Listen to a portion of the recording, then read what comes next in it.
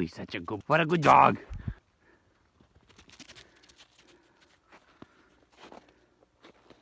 What a good dog.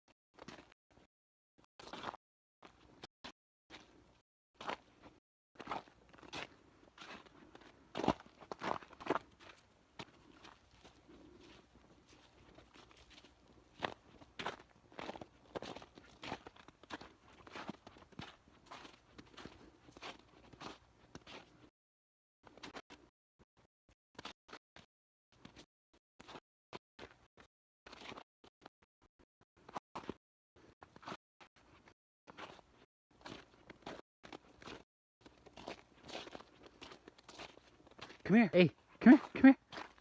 Come on. Come. Oh, hey.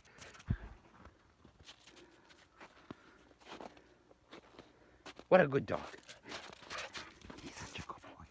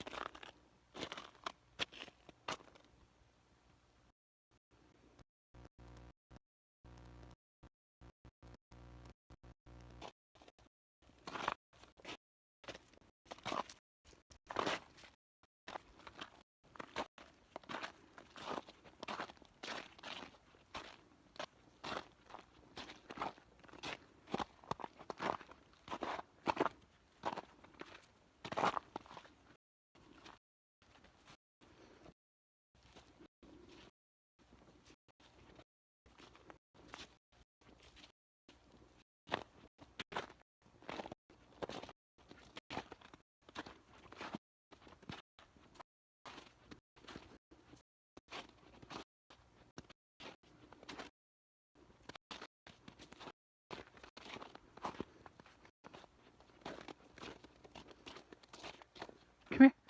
Come. Oi.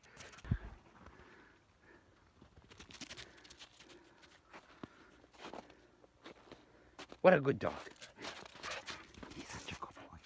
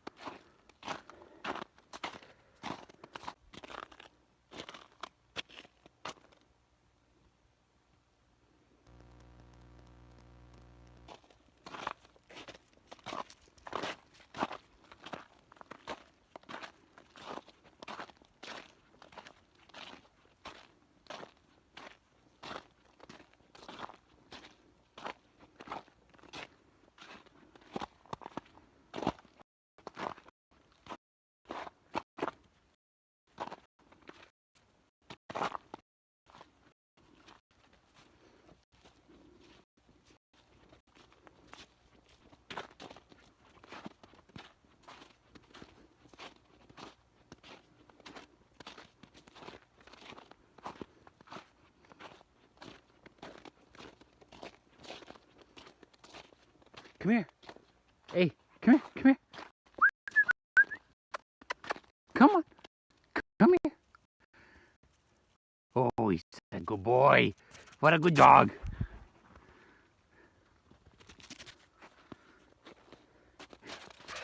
He's such a good boy.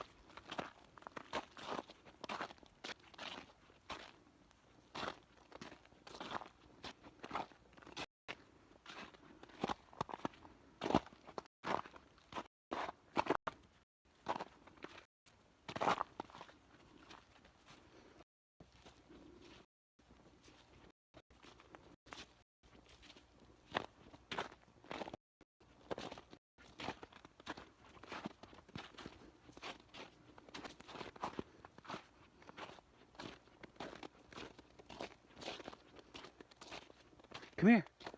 Hey, come here, come here. Come on, come here. Oh, he's such a good boy. What a good dog.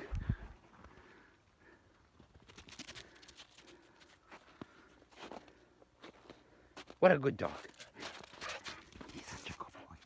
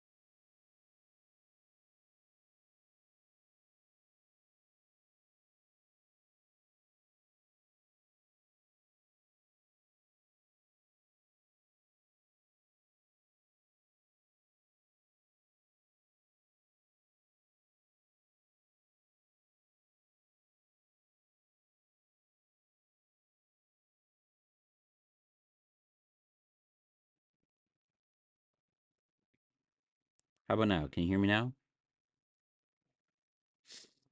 I think so. I mean, Something's happening.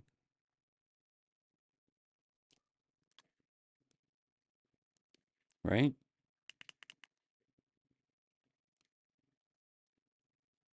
Mm, good God. Cold. There we go. There we go. All right, so I'm on day 4. And the last we left the reading, I guess. We had started the history of the Truth and Reconciliation, where the RCMP and other members are coming into First Nation communities and taking the children by threat of the persecution.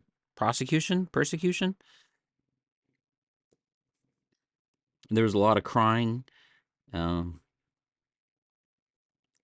Jenner fought to stay with her mother. I was screaming and hollering, and in my language, I said, "Mama, mama, kaya nakasan." And in English, it was, "Mom, mom, mom, don't leave me," because that's all I knew was to speak Cree. And so the nun took us.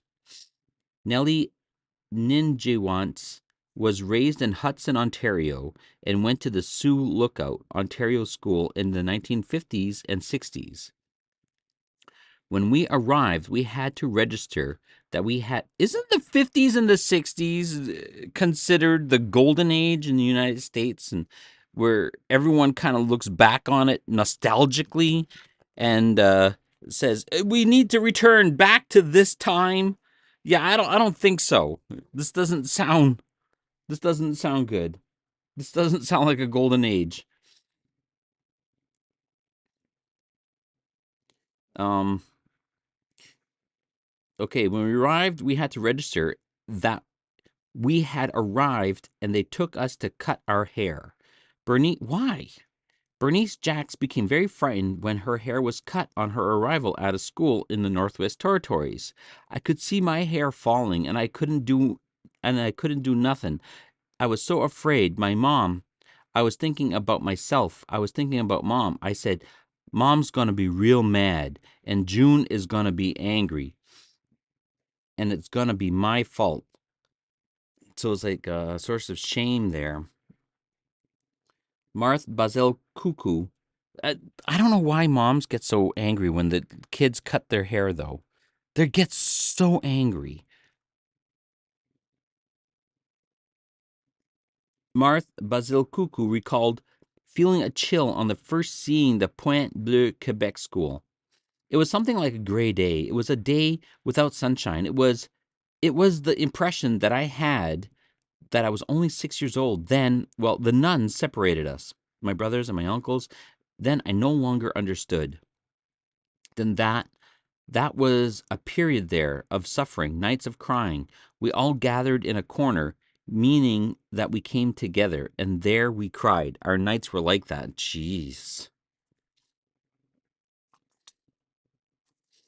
Pauline Saint Ange was traumatized by just the sight of the Set Al school in Quebec. She fought back when her father tried to take her into the school. I thought in my child's head, I said, you would make me go there, but I will learn nothing. Nothing, nothing. Yeah, I get that. Campbell Papigwash was taken against his will to residential school in 1946. And after I was taken there, they took off my clothes and then they deloused me. Jeez. I didn't know what was happening, but I learned about it later that they were delousing me. The dirty, no good for nothing savages. Lousy. Roy Denny was perplexed and frightened by the clothing that the priests and sisters wore at the Shubenacadie, Nova Scotia school. We were greeted by this man dressed in black with a long gown. That was the priest, come to find later, and the nuns with their black outfits in white collar and a white collar and like a breastplate of white. Calvin Marion recalled being overwhelmed by the size of the Brandon, Manitoba school, the only building that I knew up to that time. That moment in my life was the one-story house that we had. And then when I got to residential school, I seen this big monster of a building, and I've never seen any buildings like that large, that high. Archery Hyacinth compared the experience to that of being captured and taken into captivity. That's your education. You're being captured and taken into captivity. That's when the trauma started for me, being separated from my sister, from my parents, and from our home. We were no longer free. It was like being, taken to a strange land, even though it was our land, as I understood later on. When she first went to the Amos, Quebec school, Margot Wild could not speak any French. I said to myself, how am I going to express myself? How will I make people understand what I'm saying? And I wanted to find my sisters to ask them to come to get me. It's sad to say, but I felt I was a captive. On their arrival at residential school, students were often required to exchange the clothes they were wearing for school supplied clothing. This could mean the loss of homemade clothing that was particular value and meaning to them. Murray Crowe said his clothes from home were taken and burned at the school that he attended in northwestern Ontario. When Wilbur Abraham's mother sent him to the Alert Bay School in British Columbia, she outfitted him in brand new clothes. When he arrived at the school, he was told to hand in his outfit in exchange for school clothing. We should start making our clothing again, not just as a sign of uh,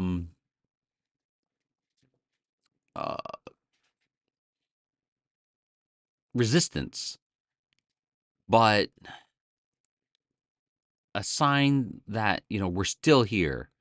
It's defiance. It's a sign of I'm wearing my own clothes because of defiance.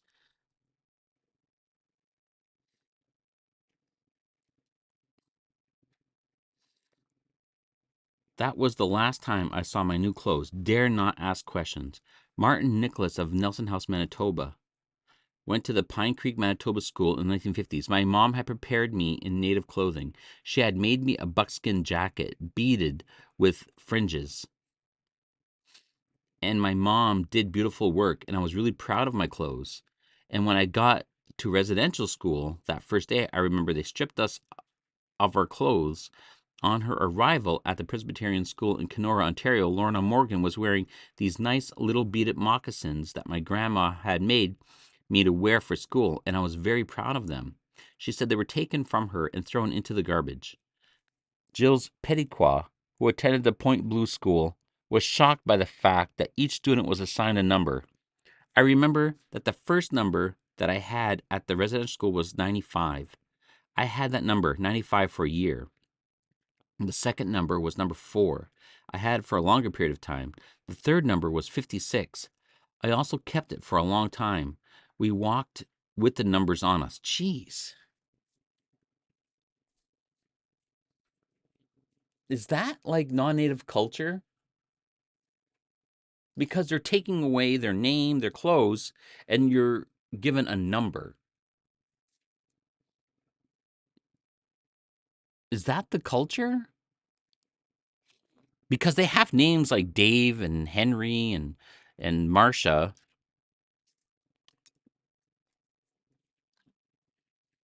Not given a number. Older brothers were separated from younger brothers. Older sisters were separated from younger sisters, and brothers and sisters were separated from each other.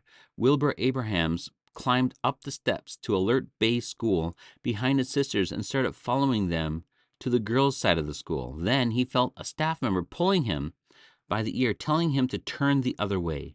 I have always believed that. I think at that particular moment, my spirit left. When Peter Ross was enrolled at the Immaculate Conception School in Aklavik, Northwest Territories, it was the first time he had ever been parted from his sisters. He said that in all the time he was at the school, he was able to speak with them only at Christmas and on Catholic feast days. Daniel Nunuk recalled that he talked with his sister only 4 times a year at the Wabaska, Alberta school. They had a fence in the playground. Nobody was allowed near the fence. The boys played on this side and the girls played on the other side. Nobody was allowed to go to that fence there to talk to the girls through the fence or whatever. You can't. The only reason Bernice Jacks had wanted to go to residential school was to be with her older sister. That makes me think of what is his name? The artist.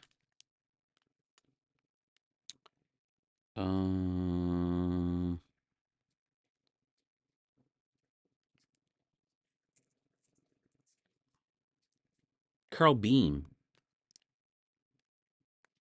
In a lot of his art, he puts in these grids and numbers and letters, right? And those are all symbols that's coming up in the story here.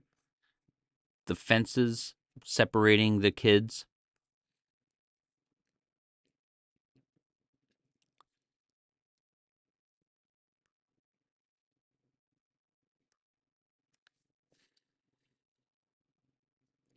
Nobody was allowed to go to the fence there and talk to the girls through the fence or whatever. You can't. The only reason Bernice Jacks had wanted to go to residential school was to be with her older sister. But once she was there, she discovered they were to sleep in separate dormitories. On the occasions when she slipped into the older girl's dormitory and crawled into her sister's bed, her sister scolded her and sent her away. My sister never talked to me like that before. Helen Keke Kayasha's older sister tried to comfort her when she first arrived at McIntosh, Ontario school. She recalled that she would try to talk to me and she would get spanked. Bernard Catchway said that even though he and his sister were both attending the Pine Creek school, they could not communicate with each other. I couldn't talk to her. I couldn't wave at her.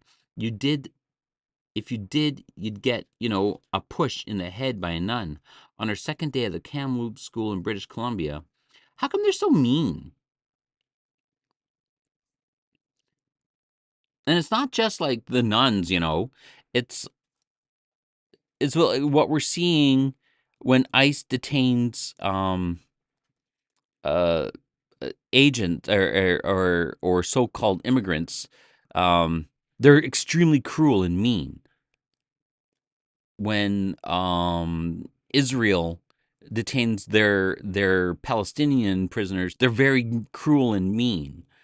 You know what is that?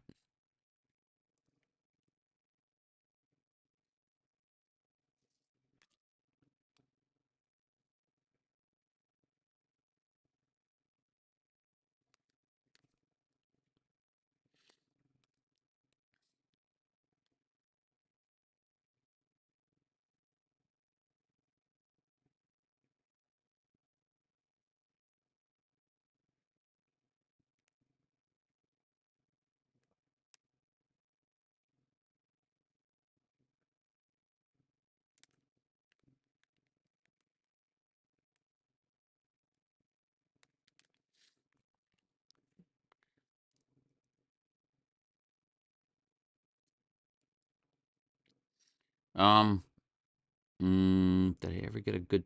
Okay, okay. Oh, where was I? I couldn't talk to her. I couldn't even wave at her. If you did, you get, a push in the head by a nun. On her second day at the Kamloops School in British Columbia, Juliana Alexander went to speak to her brother. Did I ever get a good pounding and licking? Get over there. You can't go over there. You can't talk to him. I said, yeah, but he's my brother. Taken from their homes, stripped from their belongings, and separated from their siblings, residential school children lived in a world dominated by fear, loneliness, and lack of affection.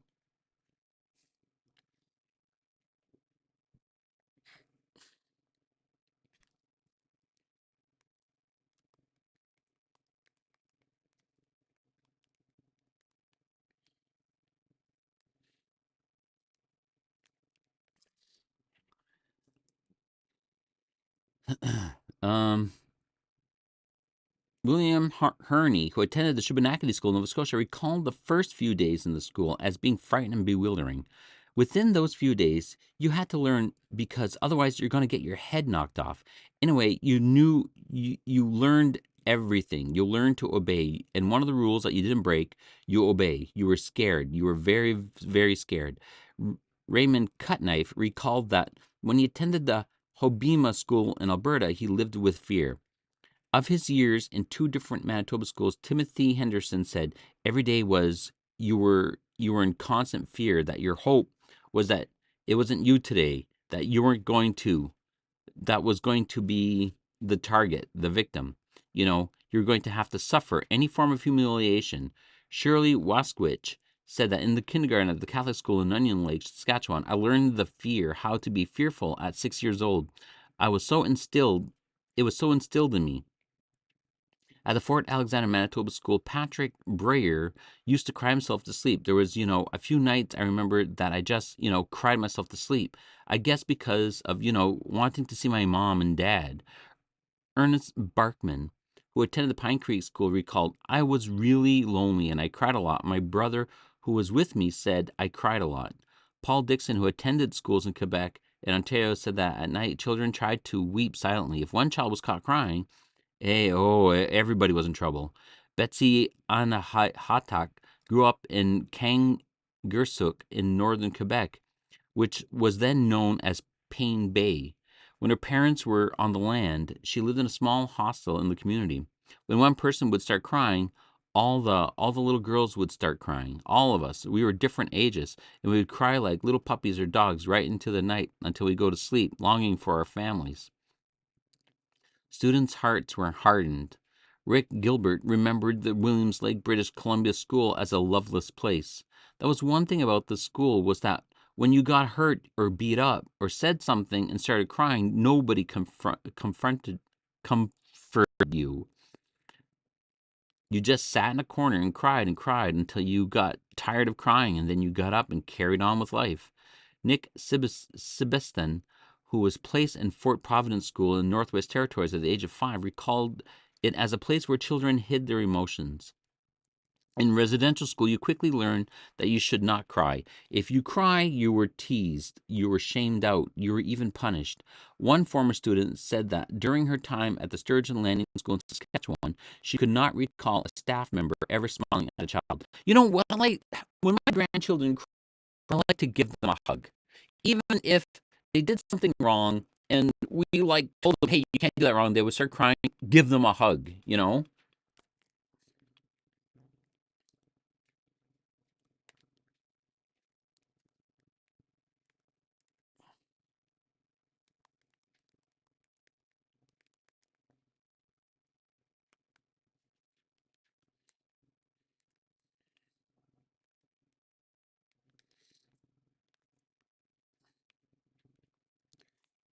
Um, um, I'm cold. I gotta get going. I gotta leave. I got things I gotta do. What am I up to? No hugs, no nothing, no comfort. Wonderful. Great education. Good culture. Here, we're gonna get rid of your culture of, loving and protection. Here, have this other culture. It's full of abuse and shame, and it's great. You did it, guys. You did it. Congratulations. Congratulations, Canada. Oh, what time is it?